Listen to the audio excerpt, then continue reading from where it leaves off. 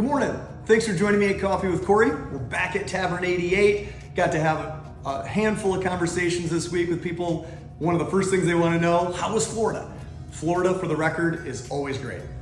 Every time we've been there, the weather is just perfect. So there's really no beating that. It's absolutely amazing. But as I always tell everybody, no matter how much time I spend somewhere else, I don't care whether it's Florida or anywhere else, my home's in South Dakota, my heart's in South Dakota. I absolutely love it here. In fact, I think it was the day or two after we got back, Magic and I were taking a walk in the morning and I had to take a picture of the sunrise and put it out there on social media because the sunrises are awesome here, just like they are in Florida. So it's great to be back. Speaking of things that I love, I wanted to touch on a post that I saw on my Instagram feed. I think it was a compilation of interviews with little kids between the ages of 4 and 8, asking them what love meant to them. And a few that stuck out to me is one little boy says, when someone who loves you says your name, it just sounds different. It's like your name is safe inside their mouth. Like that was cute. I like that one. There was another one where if Casty and Pierce and Connor are joining us, they'll identify with this right away. A little girl was at her piano recital and she talked about how nervous she was. And she said when she looked out at the crowd, she saw her dad smiling and waving. And she said, I know he loves me. And he was the only one that was doing that. And it just made me feel safe. And then I wasn't scared anymore. So I know my youngsters will, well, they're not young anymore, but I know they will relate to that because I've always been that dad. The one that I wanted to, that's really the springboard for talking about the other things that I want to touch on, is there's a family that's living in a house. There's an elderly couple that live next door, and the man lost his wife.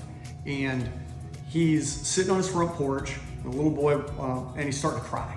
The little boy walks across the yard and gets up on his lap and just sits there with him for a while and comes back, and the mother says, well, what did you say to him? And the little boy says, nothing. I just helped him cry. Thought that seemed very profound, and probably something that we can all take a lesson to, because, love is so many different things. But it's so much more than what you say or even what you do. It's just being present. When you're present with somebody that you love, you don't necessarily have to say or do anything. Which took me to memories of my best buddy, Steve, Magic, as most of us called him.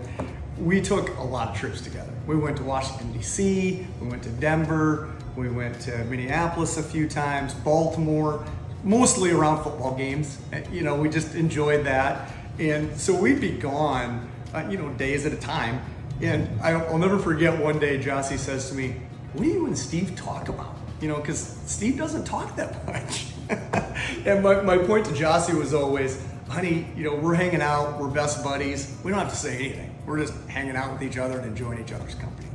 And so I really just wanted to mention that, because the next time I'm wearing this black suit, I'm gonna be walking Steve and Rhonda's little girl Grace down the aisle at her wedding this coming Friday.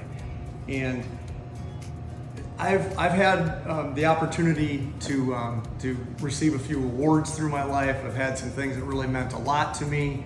But when Steve asked me to be the best man at his wedding to Rhonda so many years ago, that was pretty much at the top of the list.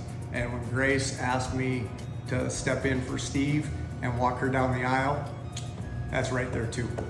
So I'm really, really excited about it. When I chatted with Grace the other day, she was giving me the rundown on the people that were going to be attending the wedding, and there's going to be so many of our old buddies that are going to be there, and I am just so excited to catch up with you all. But as Steve I'm sure would say, and Rhonda would say, this Friday is not really about us at all. It's all about Grace and Brandon, and we're so thrilled that you found each other, and I am thrilled that I get to be a small part in your special day. So Stay tuned for pictures because I'm sure there'll be plenty. We're really looking forward to the wedding this Friday, and we'll probably chat about it a little bit next week at Coffee with Kory. We'll see you then.